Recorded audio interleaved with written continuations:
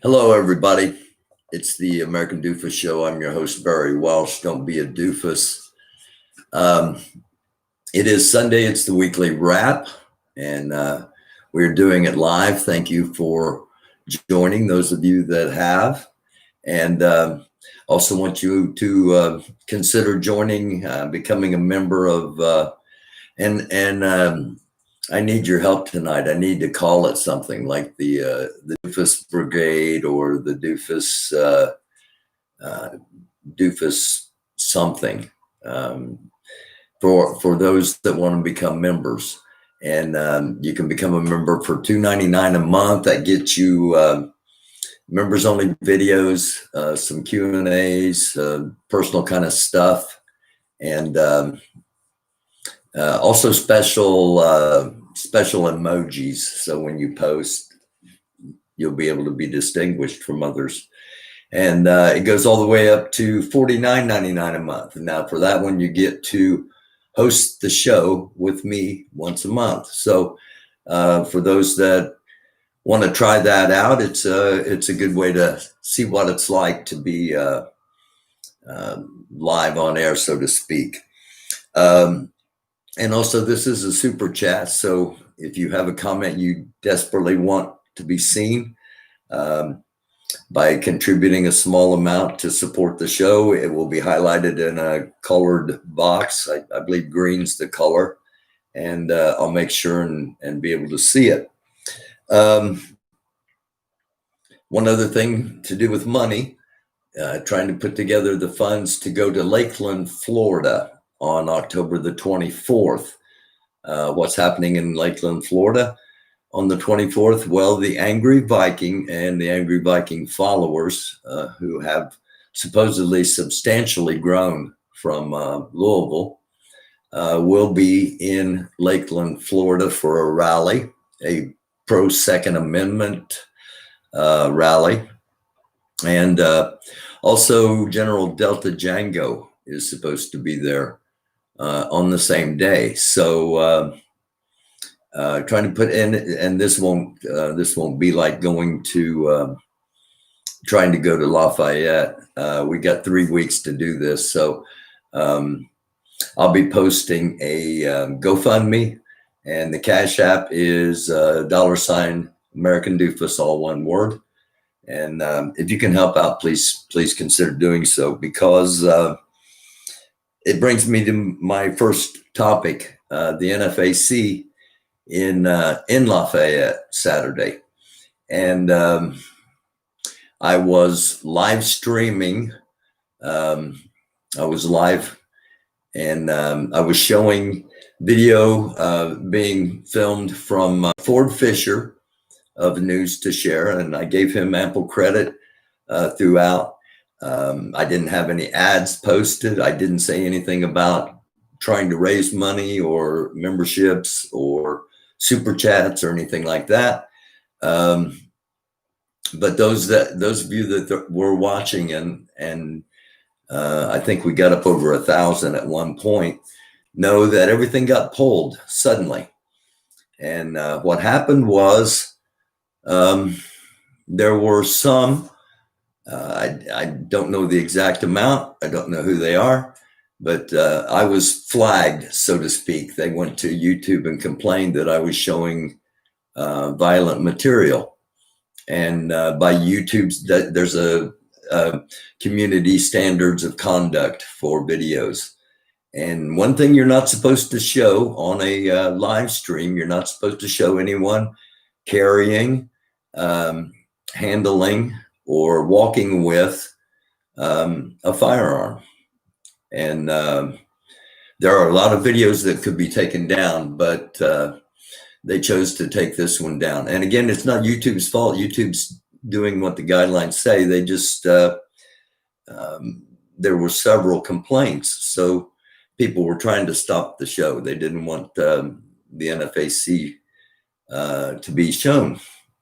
And that's really too bad. That's sad, but I complied, and they did not take the channel down. Obviously, we're here live streaming. And again, it wasn't, I'm not blaming YouTube. But I'm blaming some people that I think they were bothered by the show of power that Grandmaster Jay and the NFAC put forth on Saturday. It's the weekly wrap.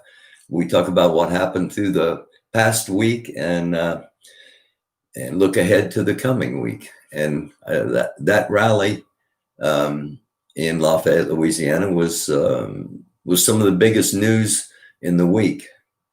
It should have been anyway. I don't know if it was nationally. I was surprised the lack of live coverage that the TV stations in the area gave it. Again, thanks to Ford Fisher News to Share. And anytime anything big happens, chances are Ford's going to be there. And he's a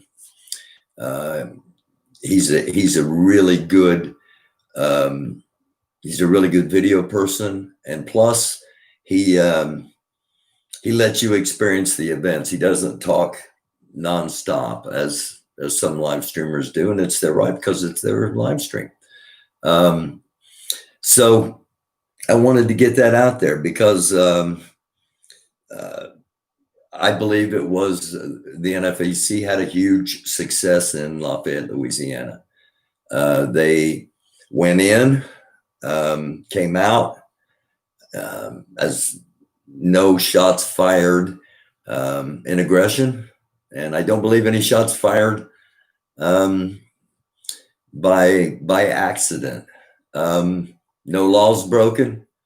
Everybody went home safely, and they made a so all of those are successes. Plus, they made a huge political statement, matching power or having overwhelming power displayed. And there were those, including myself, who thought, maybe Lafayette isn't the place to be at this particular time because there had been talk that the numbers might be low, that the age limit had been lowered, so they, and there was no indication of that, at least from what I saw on Saturday. It was an overwhelming success. I'm sure it was a major recruiting tool for the NFAC as well. And I'm just curious because I haven't really checked today. That does anybody know if there was a lot of national media? Was there a lot of national media on Saturday's events? Doofus Brigade. I thought about that, and that I couldn't think of anything that like DD, Doofus dipshits or something,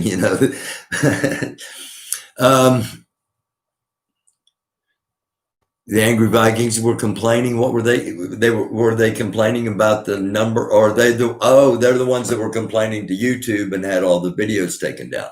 Okay. WAR, Whites Against Racism. I've got an attorney looking at that because it's not 100% certain whether that was ever filed back in the 70s when it was the White Aryan Resistance, WAR. And I don't, that's the only thing about it. I don't want to limit anything to whites. That's whites only, and especially membership to this, membership to the group supporting this channel. But Digger, I've still got a feeler out on about starting a movement called WAR, and it would be Whites Against Racism. And just like Black Lives Matter is not exclusive to those with Black lives, Whites Against Racism wouldn't be exclusive to people of color in those communities. So maybe I I don't know. Maybe the group could be WAR. I'll give it all some thought. Um, if anybody knows if there was a lot of national media, let me know, please, because I didn't see any. All I saw was what's next on my list here. Trump tests positive for COVID, and it's either really, really bad, or it's not so bad, or it's nothing at all and it's all a hoax and he's trying to get sympathy and avoid debates. I've heard all different things. And that's the problem. That's the problem from an administration that has told so many untruths. It's like the boy who cried wolf. He cried wolf and everybody came out and there was no wolf. And he went back to guarding the sheep and cried wolf and everybody came out and there was no wolf. And eventually he cried wolf and there was a damn wolf and nobody came out and the wolf ate all the sheep. So you get to the point where you're not sure what to believe. I personally don't think that he's the kind of guy that would pretend to have a potentially deadly virus just for public relations purposes. I think he will milk it as much as he can, as we saw today, or as some saw today, that he was out riding around in the presidential limo with a face mask on, waving, showing how tough he is. And we'll see over time what happens. But it's sad that you have to question just about everything out of Washington, D.C. in general, and out of the White House in particular, in my opinion. Again, the debate happened last week, if you want to call it a debate. Lots of yelling over at each other. A lot of the Chris Wallace, the moderator, looked like he'd been through the ringer. It's an old Southern saying. By the time the thing was over, there was the president would not denounce white supremacists, and actually called out to the Proud Boys and said, stand back, but stand by. And I personally found that very chilling and very inappropriate. Let's see, later on in the week, we had the General Delta Jango interview, and on Wednesday of last week. And I found it fascinating. I learned a lot, and it was controversial. There's no doubt about that. But again, Grandmaster Jay's building an army, and I think it's going to. I said from the very, very, very start of this that he's going to be one of the most influential people of 2020. And I think he's building an army. And I think it's being built faster. I think at one point it was being built faster than he could possibly control, possibly. And just observation. But I think that stepping back, that it looked a lot more impressive to me, the display I saw yesterday, than what I've seen prior. And I'm not talking about being in rank and file and everybody marching perfectly. And no, I'm talking about number of people prepared to properly defend themselves in the event of a street war. Okay. I thought it was an incredibly strong showing, and I think if more white people saw it, it'd have scared the shit out of them. I really do, and I hope via this channel eventually it trickles out that, but it can't, because all the videos were taken down. But you can go back and look. You can find it, and I'll find it. I'll find it and be highlighting some videos in this coming week. So what's coming up? Well, tomorrow night it's going to. I've been looking forward to this interview. It's Mike Selinker, and Mike is a master war games video designer, and he has gamed 4 different scenarios, whereas how Civil War could happen and how it could play out in the United States in 2020. And I've read some of his stuff. It's going to be an incredibly interesting interview. We're going to tape it. It's going to be taped at 7:30 Eastern Standard Time, 4:30 Pacific Time, and it will be played at the conclusion of it, and as soon as it's uploaded and processed, and we can get it out there. So that's going to be tomorrow night. Also coming up this week, the vice presidential debate. Now, I personally think this is going to be the most important night in politics, because one of these two is probably going to be president of the United States within the next 4 years. And that's solely based upon the age and condition of the 2 current presidential candidates. I'm not saying it's going to happen. I'm saying it's a higher probability than it has ever been in the past, or in our lifetimes anyway. And it's going to be incredibly important this Wednesday night debate, because Americans are going to realize that one of these two is probably going to be president. And I'm not going to be the first. I'm sure I'm not the first to say this. I don't know, maybe I am, but I don't think I'll be the last to say it between now and Wednesday night when that vice presidential debate happens. And that is one that I will probably watch and have some commentary on afterwards. I'm not sure yet. It depends on.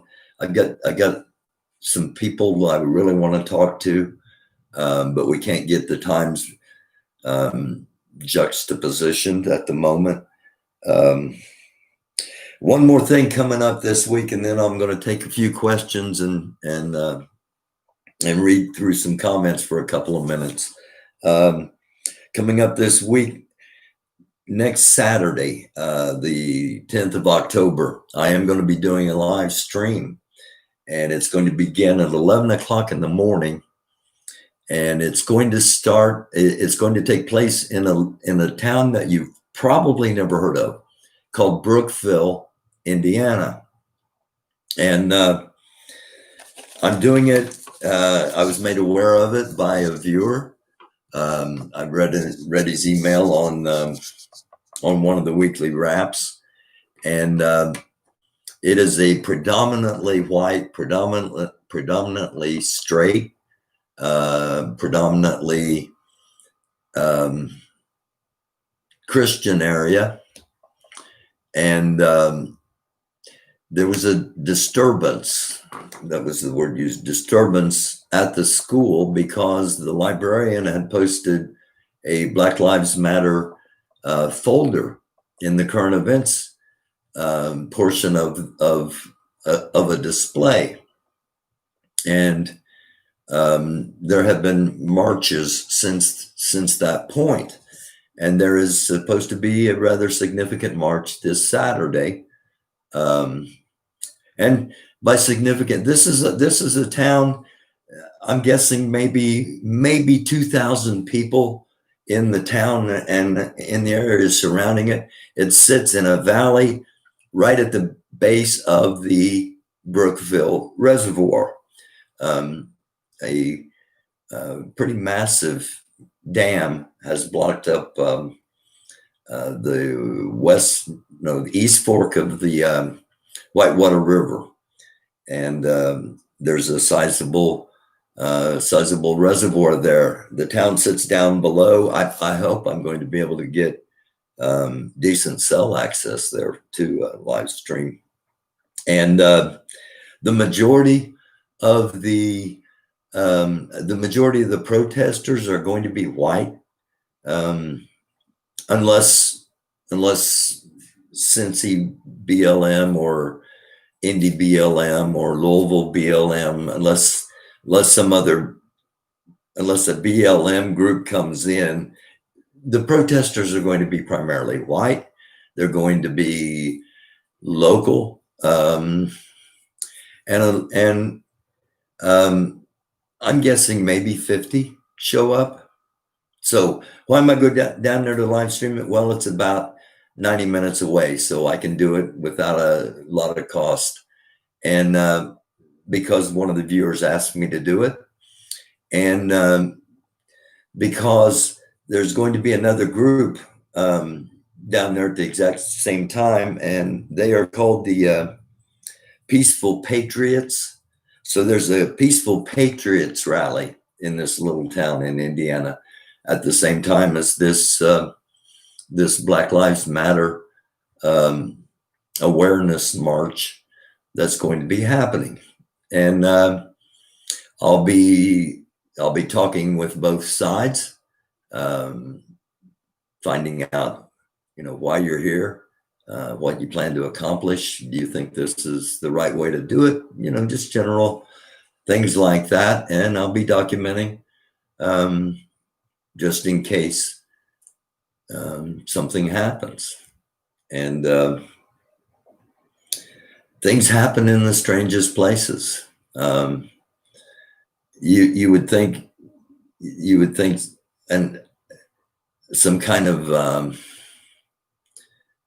major incident would happen in a big city amongst two militias. Well, maybe it happens in a small Indiana town on a Saturday morning between a bunch of people that are exercising their Second Amendment rights and justly doing so, but don't really understand why they're hating or have an idea who they're hating. And I'm going to try to talk to a few leaders of groups down there on Saturday. So that's the weekly wrap. That's what's happened this past week. Again, Breonna Taylor Grand Jury tapes came out. I said it before, all it's going to do is there are a bunch of people pissed off, and all it's going to do is make them more pissed off, because there's information that is so shady, but yet there's not going to be anything that's going to change in the law unless a special prosecutor or the federal investigation by the FBI unveils something incredibly significant that has just been swept under the rug by Kentucky law. Kentucky law has been served, and debate. Trump has COVID. We don't know. Pretty sure he does. Again, I don't think this guy would fake it. But the General Delta Jango interview, and of course NFAC in Lafayette. And again, I thought it was a very strong showing. And I also said that the militias and those that consider those that operate under the banner of Antifa, they're much more active possibly on computers than they are in real life, because they don't show up with as many as you think there could be, and they're not really as scary once they do show up, because some of them are there simply to protect innocent people, believe it or not. Some of them are. And I'm hoping that's the case in Brookville, because I'm not going to have any body armor or Kevlar helmet or anything. And I'm hoping I don't think any of the Brookville protesters will have weapons. I could be wrong, but I'm hoping the peaceful patriots don't accidentally shoot me. Let's start with Black Viking. Why Angry Viking don't want to talk to you, doofus? I'm not sure why he doesn't want to talk to me. I really don't know. I've sent out invitations and even said, here's what I'll ask. It'll take maybe 15 minutes, maybe a half an hour, depending on how long you want to talk. And each time I get back a thing about, here you can go buy our latest t-shirts. But he could look at it as, this is a lot smaller show. And his isn't really a show. His is kind of a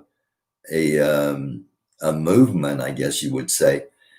So, maybe he doesn't feel comfortable. Now, if I'm in Lakeland, Florida, the same time he is, I hope he'll talk to me. Hope he'll talk to me for a few minutes. We'll see. I'm going to try to be down there.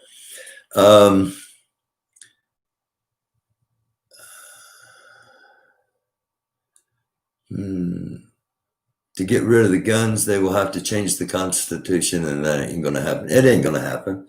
That's been a right wing thing for so long. They're going to take your guns. They're going to take your guns, and so many people bought into it. Who in the hell is going to take?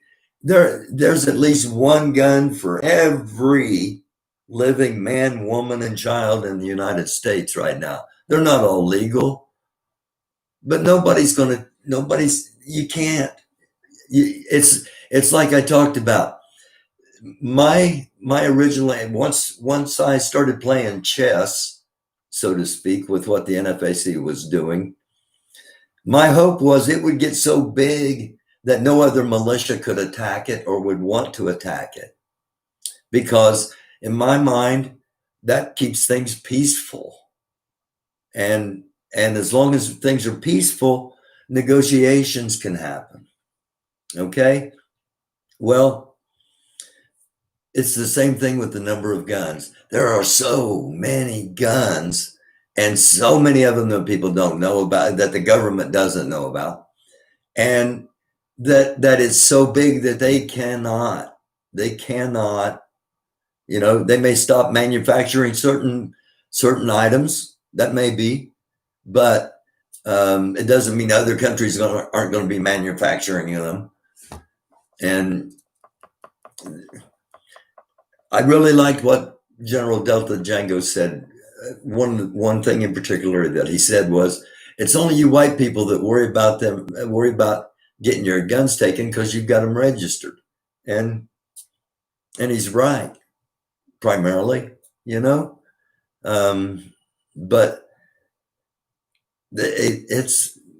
that's not going to happen if Biden's elected. If the Democrats get in, they may stop some manufacturing of items. They may stop making certain ammunition, or try to anyway. I don't know if they'll get it done because, again, there are a lot more white people of my mindset that also have guns. That just because I registered and will get a permit here soon to conceal carry doesn't mean they know how many, what kind of guns I have. It's just a matter that I've got to have that card with me anytime I have that gun with me in public. And so now buying through a gun store, and I've had my guns for a while. Buying through a gun store, and you have to register, fill out paperwork and things like that. The government will know about that gun. But no, there are way too many guns. This is my opinion. There are way too many guns for anybody to ever claim that they're going to come take your guns. Logically, that's just not going to happen. And And the right wing does the same thing with abortion. They say, oh, you elect us and we're going to end abortion. Well, during George Bush's presidency, they had the House, they had the Senate, they had the Supreme Court, and they had the White House. Why did they not end abortion? Because it's a huge political wedge issue that each side can use to scare their own people into voting, and fear is one of the greatest motivators in politics. And personally, that's what I see the president of the United States using in the White House, as opposed to what President Obama used, which was intellect and cool and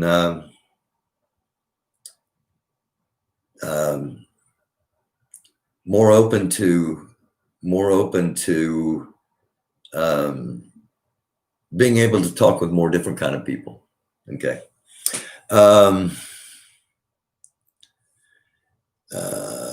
War's the biggest business. Guns are not going away. Black Viking, you're right. General Dwight David Eisenhower, became President Eisenhower, warned of the military-industrial complex, and it is very established in the United States. And if there aren't wars happening, then they are not making money. So that's another part of the system that many people are talking about dismantling.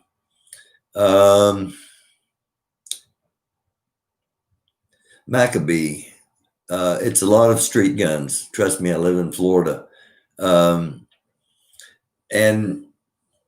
I've been, after the Delta Jango interview, I had people contacting me that I'd never heard from before, talking about, you really have no idea the number of weapons in Chicago.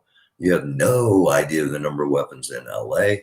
You have no idea the number of weapons in New York City, and the kinds and types of weapons. So I'm just gonna leave that at that. Unless, and even then, if all four of the major militias were to somehow all come together with a common enemy, and that enemy happened to be the United States government, you don't want to mess with the military and their military grade stuff, unless somehow you have a bigger military and equal military stuff. So that's kind of a tease as to make sure you tune in tomorrow night for Mike Selinker, and we're going to be talking about the four scenarios that he sees as probable in the United States actually having a war amongst ourselves on our own soil. And I'll throw in a little nugget too. This isn't something that he's felt for a long time coming. Not even as long as I've been talking about it, or as those of us that have seen things unfold have been dreading the possibility of it happening. He just kind of came to that point recently, and we'll talk about that tomorrow night. Yeah, people build their own ARs now. Who said that? Is it Ryan? Is that how you pronounce that, or Rian? It's Rianne, I bet. Rianne Gill. Sorry, Rianne. I get little bitty tiny print, and I'm an old fucking doofus. What can I say? There's a video of a guy with a rocket launcher on YouTube, a guy from Chicago. I've got to say, I've heard machine guns, I've heard rocket launchers, I've heard grenade launchers, I've heard flamethrowers, I've heard Tommy guns, I've heard, of course, ARs and AKs, and so yeah, I don't think anybody.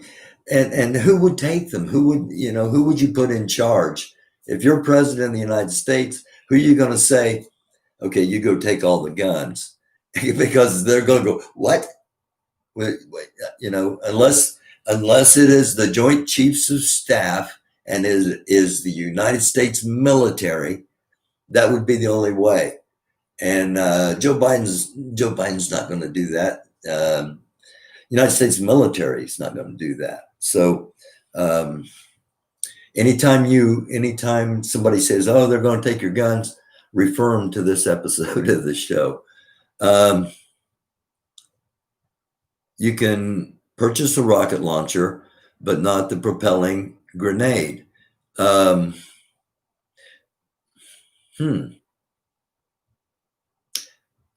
That's interesting.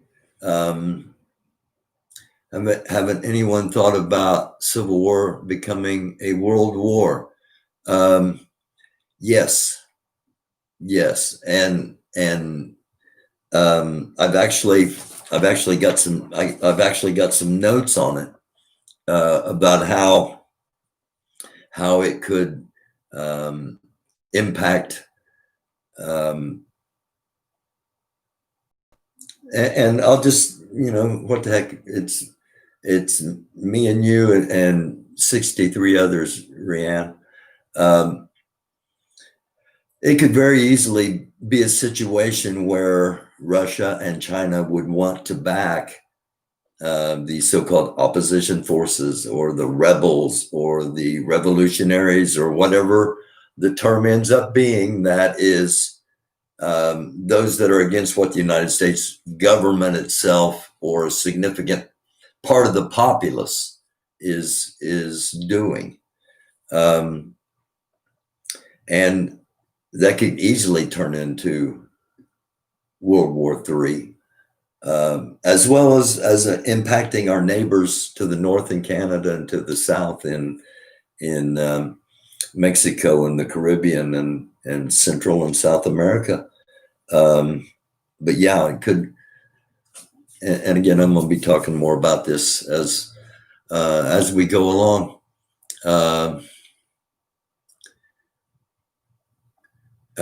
Maccabee, yep, all the melanated people of the world, we outnumber non-black 9 to we are the minority in the world.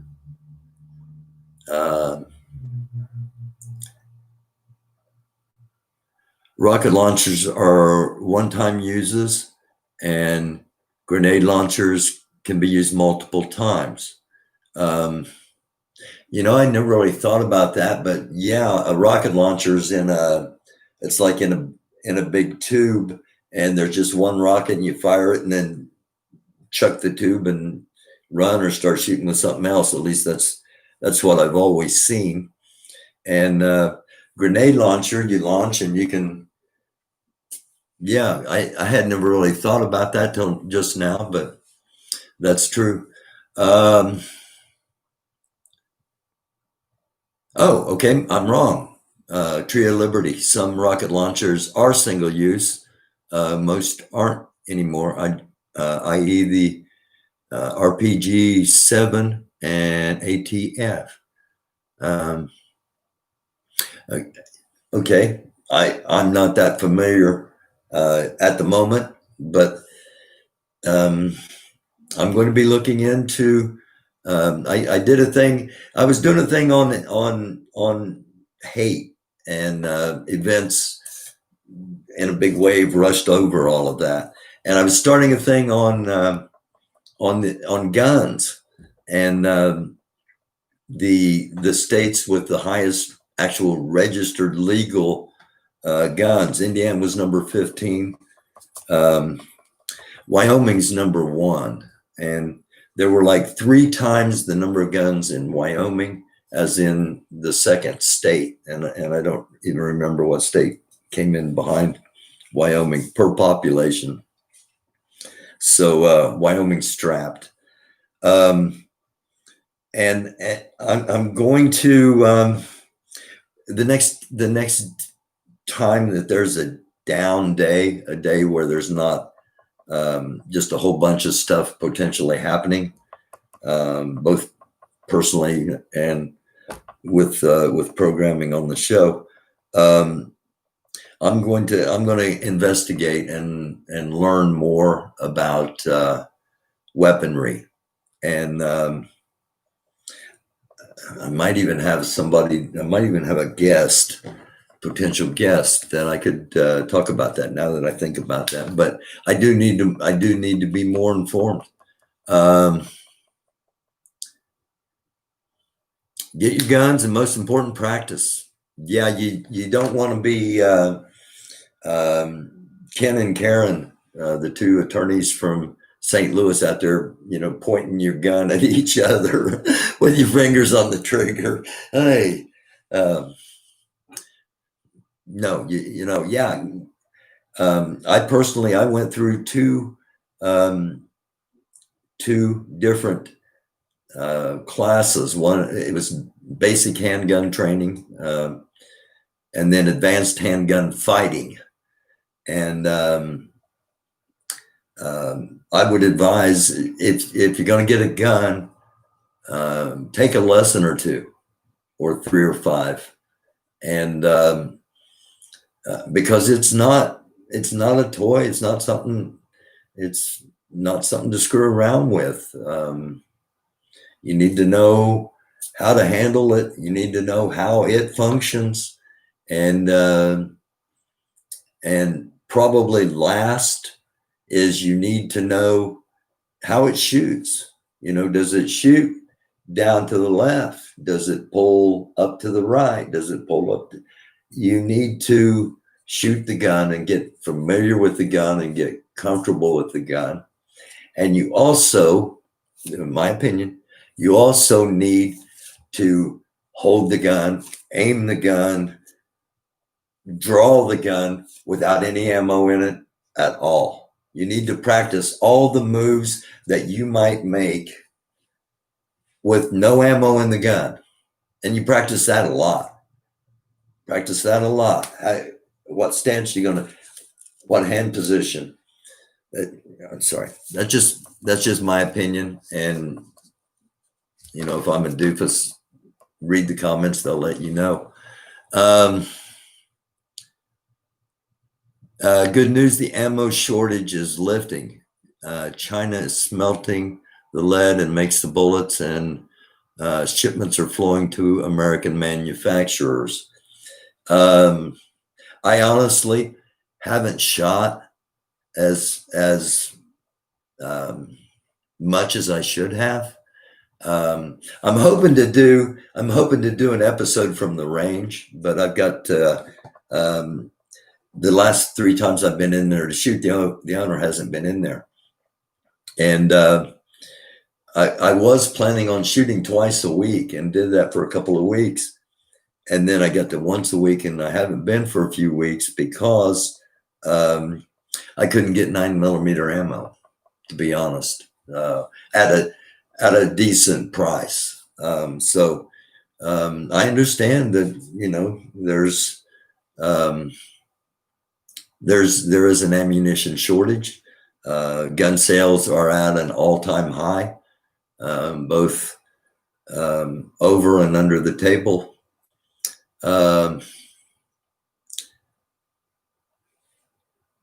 Pistol is to fight your way to a long gun.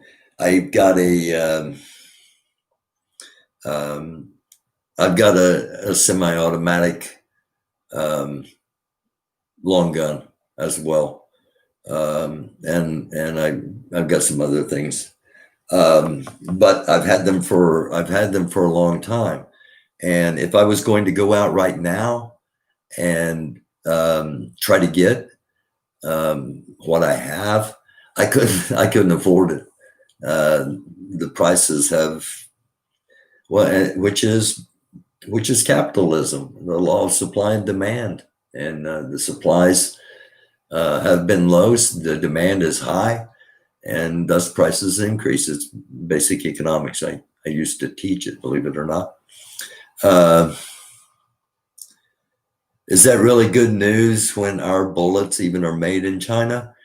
No, I wouldn't necessarily think that's good news. And I'm guessing the coronavirus, and lack of personal protection equipment probably played a part in American manufacturing of ammunition, or maybe it's all been directed to another country, or maybe the federal government bought it all up. But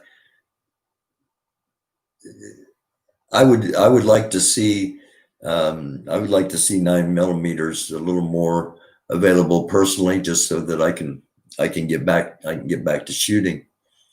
I do not reload. No. I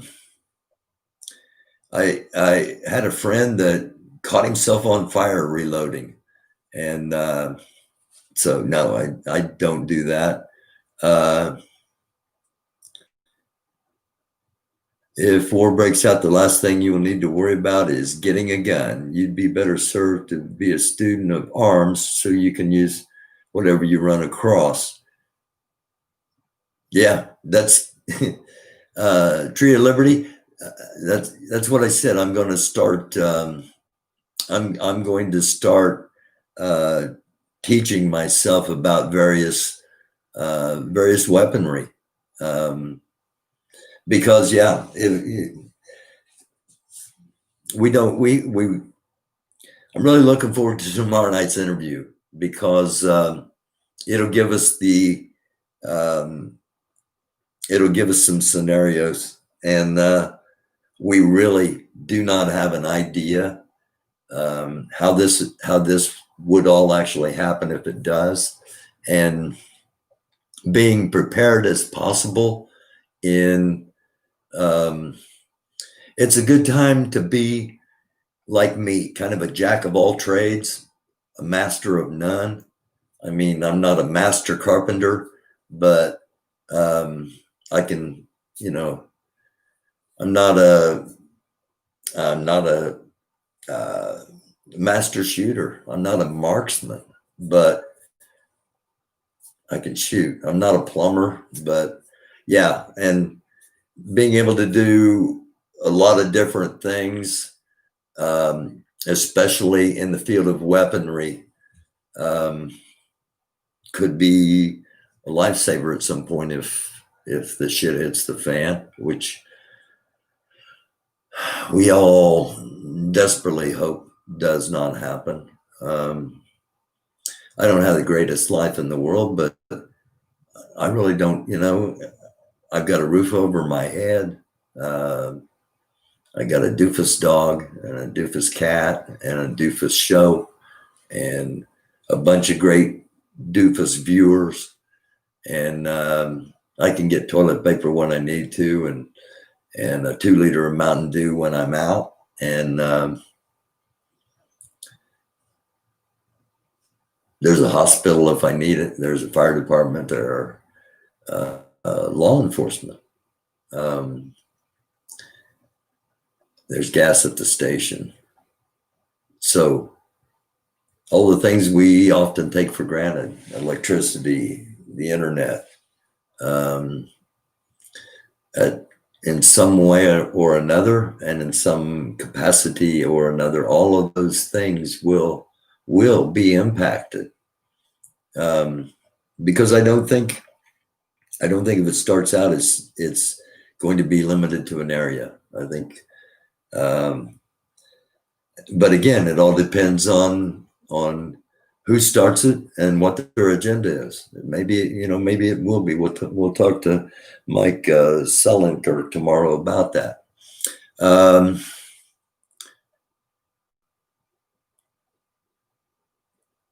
No one care about the angry white dude. He's insignificant. Well, you're probably right in the giant scope of things, but in the minds of some misinformed or underinformed, or just choose to be closed-minded white people, his significance grows by every show that he does, or whatever, every episode or whatever he calls it, because I don't believe it's a show. I think it was just something he got on and did in response to the NFAC. But he has some significance in the white community, and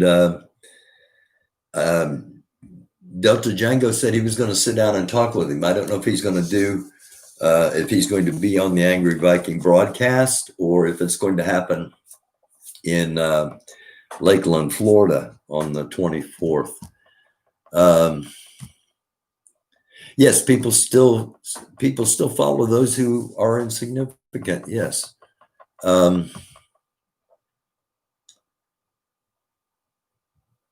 Just saying, as a rhetorical question, what if Angry Viking and Grandmaster Jay are both government agents? I brought that up once, that Chris, who's been a guest on the show, and we're going to have him back on. I was waiting until after the NFAC formation to have him back on. But Chris is a really smart guy, former Department of Defense contractor, has his own worldwide security company. And he has thought from the start that Grandmaster Jay, he thought Grandmaster Jay was a government agent, and it was just the advanced COINTELPRO that had been used against the Black Panthers in the 60s, only just a modern version.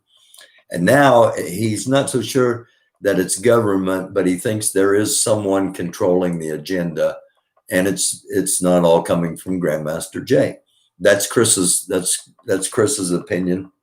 And when he said that, I said, everything that's true about Grandmaster Jay is also true about the Angry Viking. You know, he has a past connection to the government. He has a past connection to the military.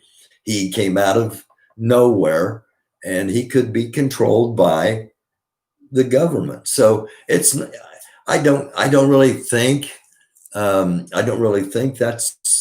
that's the case. But is it out of the realm of possibility? Absolutely not. I just don't think it's in the realm of probability. But it's, you know, it hypothetical question, and I think they both just seized a moment at different times.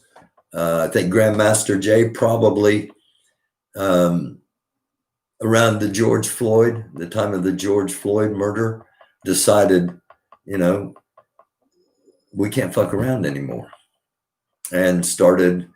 I don't know if it was actively, but I think that probably sparked him. What sparked the Angry Viking was the rise of Grandmaster Jay. And, you know, I said it's almost like it's almost like championship wrestling. It was almost like championship wrestling going into Louisville, you know, that they were going to square off. And championship wrestling is generally 3 or 4 times they square off before they actually, you know, well, I'll see you at, you know, SummerSlam or whatever. And I don't own the rights to that. And they don't pay me to say that. It was just the first thing that came into my head. But you know what I'm talking about. Each week, at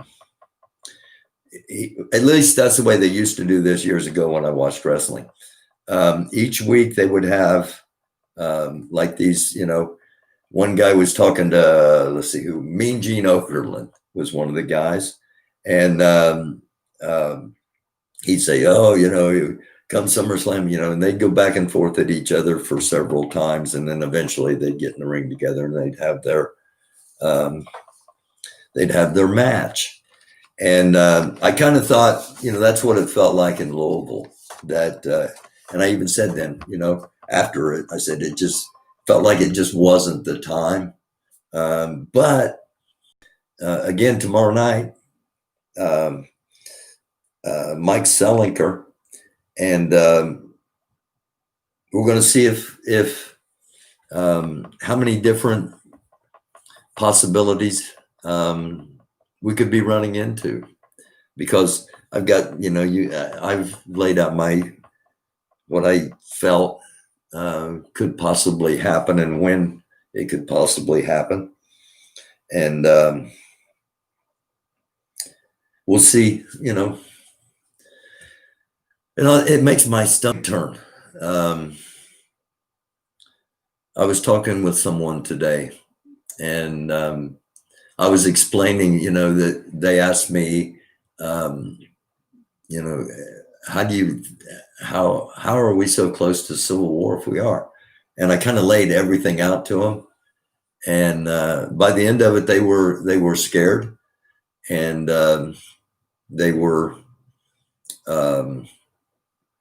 they made a comment that it kind of hit home with me. I hadn't really thought about it this way, but they said, shoot, now it's slipped my head. That's the problem. It's the problem with doing live. They said it's kind of like watching a car accident. You don't want to watch it. You should turn away, but you can't, because it is devastating. And that's what war amongst ourselves on our own soil would be. It would be devastating. And I personally, again, I hope and I pray that it never ever happens. That all of this talk of conflicts can keep being talking, and not violence in any way, shape, or form.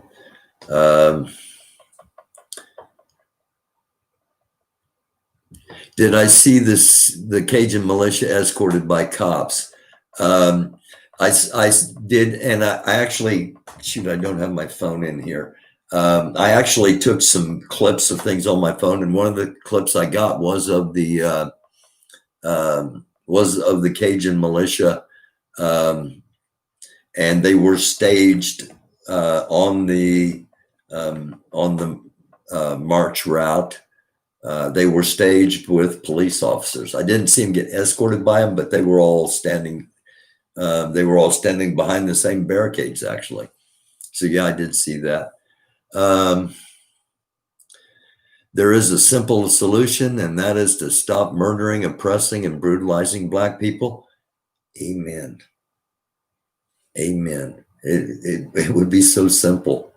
It would be so simple. I mean, it really honestly would, just, yeah, you got to change some laws, and yeah, you got to change a whole bunch of behaviors. But if humanity was valued more by all people, it would be relatively easy to make the changes necessary to progress our country forward. Absolutely.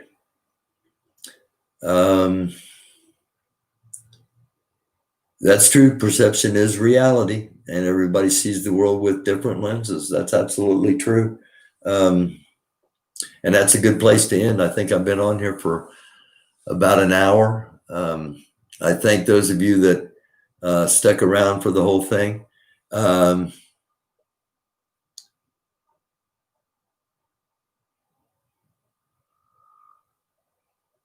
Okay. No, Shabazz, I did not. No, I was guessing. And that's what I said. I think that it appeared to me that it was about that time, but it was Ahmaud Arbery. Okay. All right. Thank you for correcting me. Thank you for correcting me. Judd, you always say you don't want conflict, but the reality of humanity, that's the only thing that has ever brought change, real tangible change. Every border on a map has been drawn in blood. Believe it. Yeah, I do believe it. And you're right. I'm an idealist. I'm a, I'm one of those half kind of full people, glass half kind of glass half full kind of people. Hopeful that somehow we can avoid it. But yeah, every border in the world has been drawn by blood, and a lot of it was unnecessary, but a lot of it was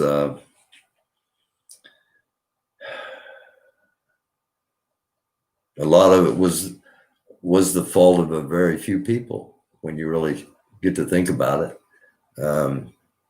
there's usually not a lot of people involved in deciding to go to war.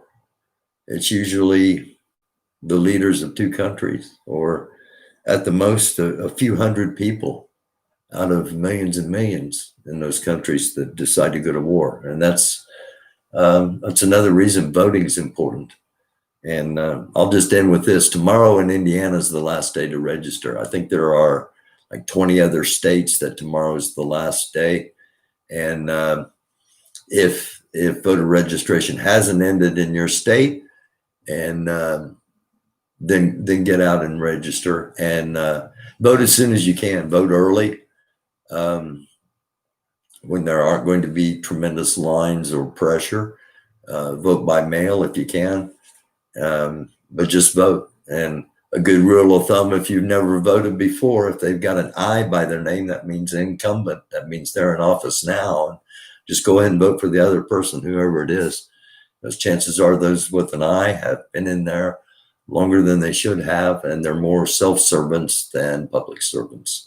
And I'm going to end it on that. Thank you all so very much. Thank you for sticking around. Again, tomorrow night, we'll have a taped show, and we'll be talking about 4 primary scenarios that for the possibility of war amongst ourselves. And also Mike will talk about how each one of his 4 scenarios actually has an historical reference. The things he's going to say could possibly have happened in the past in other locations, and as well as here. So thank you all again. I love you all. I'm not sure if I'm going to be live Tuesday or not, but again, I'll let you know tomorrow night on Monday night's show. And you're beautiful. I love you all. Still a very dark world. Let's try to be lights in it, and try to share our knowledge with other people, and try to keep on making it through all this together. Love you all. I'm Barry Welsh. I'm your host. It's the American Doofus Show. Don't be a doofus. Until next time.